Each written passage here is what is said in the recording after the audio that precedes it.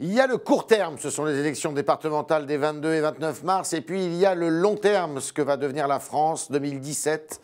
Sur quel chemin eh bien, il faut marcher? C'est avec Alain Madelin, ce matin, l'ancien ministre de l'économie et des finances, qu'on va évoquer ces sujets.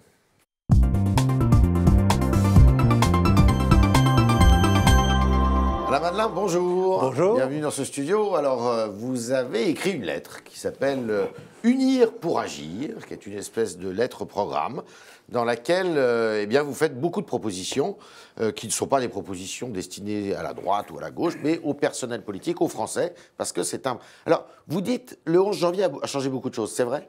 Oui, c'était l'idée qui était latente dans l'opinion, qui a révélé partiellement le 11 janvier, il ne faut pas exagérer, mais qui est au fond l'attente de si on faisait autrement. Des propositions qui sachent dépasser les clivages politiques pour avancer. L'idée que, franchement, regardez le spectacle politique, vous voyez des postures, on se bat pour un mot, vous voyez des clivages qui sont entretenus artificiellement, puis une sorte de gros bon sens des Français qui dit au fond, s'il y avait une coalition des modernes, alors je ne crois pas à la coalition des modernes, le système institutionnel ne s'y prête pas, etc. Mais néanmoins, il y a un certain nombre d'idées de réformes un peu modernistes qui peuvent dépasser les clivages. Qu'est-ce qui vous fait penser ça? Parce que si on regarde le paysage politique aujourd'hui, les intentions de vote, c'est plutôt le Front National qui, lui, qui est plutôt clivant pour le coup. Justement, le Front National est clivant, mais c'était le balai de Mélenchon, là. Un grand coup de balai à la classe politique. Là, c'est Marine Le Pen qui tient le manche du balai. Il n'y a aucun doute. Et au fond, beaucoup de gens se disent, si c'est ça la politique, alors du balai. Et donc, je pense qu'elle est beaucoup plus riche, non pas d'une adhésion à son programme, mais de l'adhésion au coup de balai. Et donc, le fait de dire, au fond, l'élection présidentielle, c'est quelque chose de sérieux. Au fond, l'avenir du pays se joue sur l'économie et sur la croissance. Ce pays ne peut pas être dominé par des extrêmes. Il faut, au fond, gouverner au centre. Et quelles peuvent être les propositions novatrices qui peuvent rassembler des gens? Alors, vous me connaissez depuis longtemps, je suis un libéral, mais aujourd'hui, franchement, quand je vois les positions d'économistes de gauche, en fait, je suis un économiste de gauche qui s'ignorait. Vous voyez, vous pourriez vous entendre avec Macron, quoi, par exemple. Pour vous dire qu'il y a beaucoup de sujets qui, aujourd'hui, sont susceptibles de rassembler, la grande erreur, ce serait de se dire... il n'y a qu'à additionner, certains de vos confrères le disent d'ailleurs, une politique de gauche et une politique de droite. Au fond, une mauvaise politique de droite, plus une mauvaise politique de gauche, ça ne va pas faire une bonne politique. Mais si on gratte un peu, si on regratte derrière, au fond, ce qu'il faudrait faire, vous apercevez qu'il y a des consensus. Et vous croyez qu'il y a des gens qui peuvent s'unir autour de ça, de ce consensus? Je crois qu'il peut y avoir des majorités d'idées, pour le moins. Le vrai problème, c'est que la prochaine présidentielle, allez, admettons Marine Le Pen au deuxième tour. Donc il faut gagner le premier tour. Donc il faut cliver. Donc vous clivez. Deuxième tour, tour de Roger, on espère être élu contre Marine Le Pen. Moralité, on a quoi? On a 25%. Une légitimité de 25%.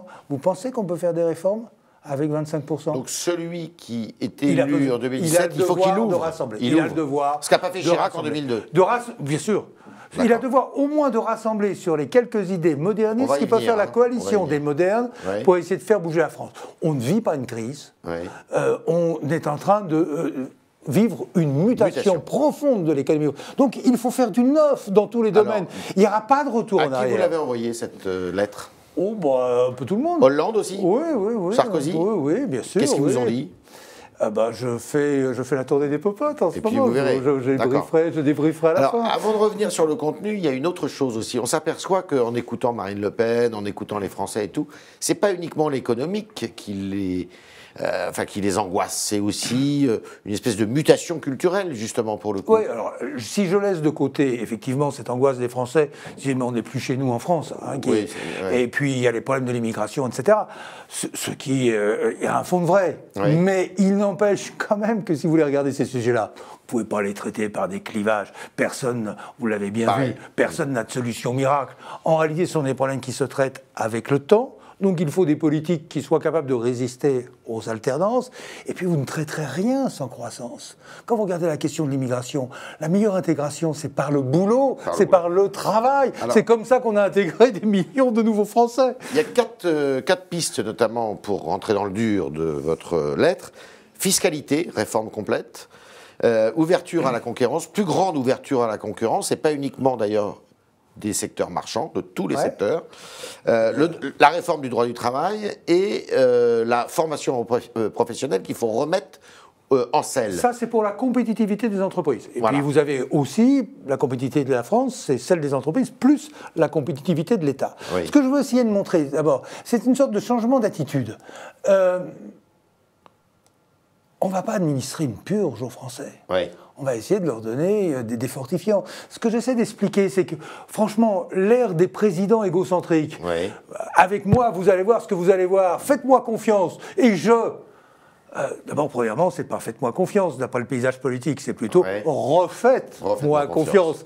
Donc, on a déjà vu. Donc, il faut changer de méthode aussi. Et donc, en réalité, ce que j'attends, c'est qu'un président fasse confiance à l'initiative. Le changement, il va se faire par en bas. Dès que vous outillez la société, vous leur donnez des libertés de faire, des libertés de choisir, aux entrepreneurs, comme dans l'administration, comme aux enseignants, là, ça marche. Là, vous avez un vrai levier de changement. Donc, c'est d'abord un changement d'attitude vis-à-vis du pouvoir. Et puis, quand même, derrière, il faut effectivement, vous avez raison, il faut une fiscalité pro-croissance. On tue la croissance avec une fiscalité qui pénalise à ce point les talents et pénalise à ce point le capital. Je ne vais pas demander de grande révolution, j'ai moi-même des tas d'idées, mais faites-moi une fiscalité normale.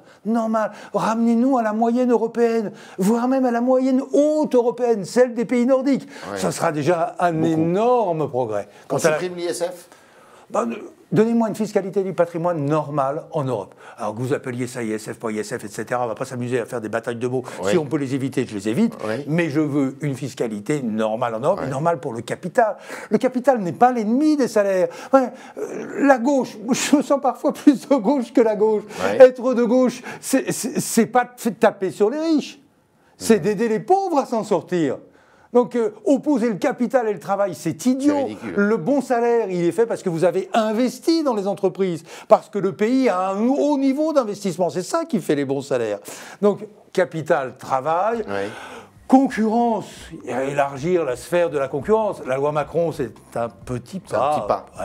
Mais alors, c'est quand même plus facile de s'attaquer aux notaires qu'aux dockers, quoi. Mais Alain Madelin, je me fais encore l'avocat du diable. Vous, votre idée principale, c'est de donner plus de liberté, plus d'initiatives, pour qu'il y ait plus d'initiatives dans ce pays. Et vous apercevez qu'en fait, beaucoup de Français aussi, ils ont peur et ils veulent plus d'État en revanche. Ce qui est un peu ce qu'a compris Marine Le Pen d'ailleurs. Parce que actuellement, on vend une purge. Vous avez une sorte de consensus droite-gauche qui consiste à dire on a trop distribué de salaires, on a trop distribué d'avantages sociaux. Donc il faut reprendre. C'est dur pour les socialistes, qui ont été le parti du toujours plus, il faut qu'ils deviennent le parti du toujours moins. C'est dur à vivre. Mais finalement, c'est quand même un peu ça. En réalité, cette politique-là, moi, j'y crois pas. C'est ce qu'on appelle des politiques, puisque je ne peux pas dévaluer la monnaie, je diminue le coût du travail, je diminue le coût du capital, je diminue les services publics, je diminue la dépense publique, etc. En réalité, on a besoin d'augmenter essentiellement la croissance. Et on a besoin de réformes profondes. Je prends l'exemple, couper dans les dépenses publiques. Bien, ça fait moins de services publics. Ça ne fait pas l'efficacité de la dépense publique. L'efficacité, ça suppose qu'il y ait des réformes derrière tout ça. J'entendais quelqu'un qui disait, écoutez, il y a trop, un candidat potentiel, qui disait, on dépense trop pour la formation professionnelle. On dépense mal, surtout. On dépense mal. C'est un système qui est...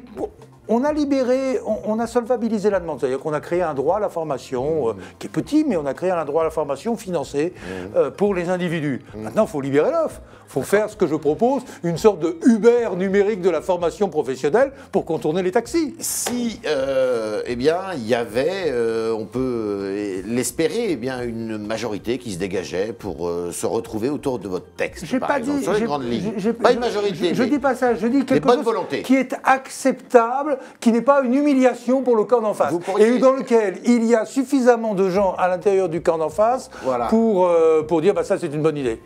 Est-ce que vous pourriez repartir aux affaires? D'abord, premièrement, ce que je suis en train de dire, c'est quand même une bouteille à la mer. Les chances, j'y crois. Et les gens me disent, c'est bien ce que tu fais.